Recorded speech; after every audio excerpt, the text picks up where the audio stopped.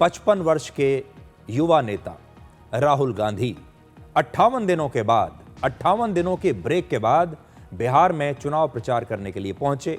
और उन्हें कहा जाता है कि वो 55 साल के युवा नेता हैं, लेकिन आज उन्होंने जो बयान दिया है वो भी बहुत बचपने से भरा हुआ बयान है। राहुल गांधी अक्सर ये आरोप लगाते रहते हैं कि भारत में लोकतंत्र खतरे में है, लेकिन सच्चाई ये है कि उनका ये बयान भारत के लोकतंत्र का मजाक उड़ा रहा है और चुनाव के बारे में उनकी ये सोच भारत के लोकतंत्र को खतरे में डाल रही है।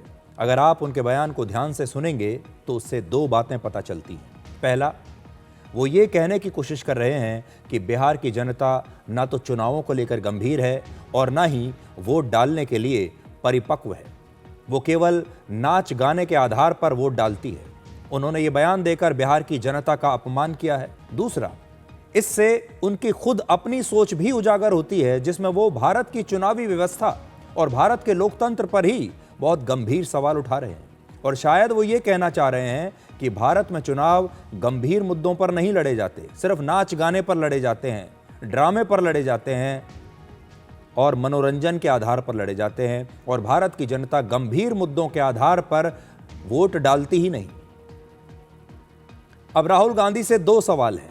पहला, आजाद भारत के इतिहास में करीब 54 वर्षों तक राहुल गांधी की पार्टी कांग्रेस ने चुनावों में जीतकर भारत पर शासन किया है, सरकारें चलाई हैं।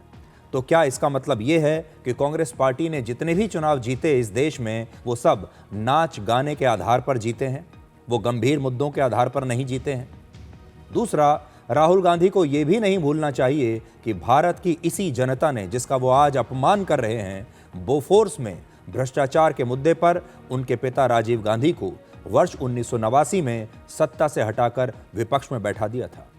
वर्ष 2014 में भी भ्रष्टाचार और काम न करने की वजह से उनकी यूपीए सरकार को देश की इसी जनता ने सत्ता से बाहर कर दिया था और आज तक सत्ता से बाहर ही करके रखा हुआ है।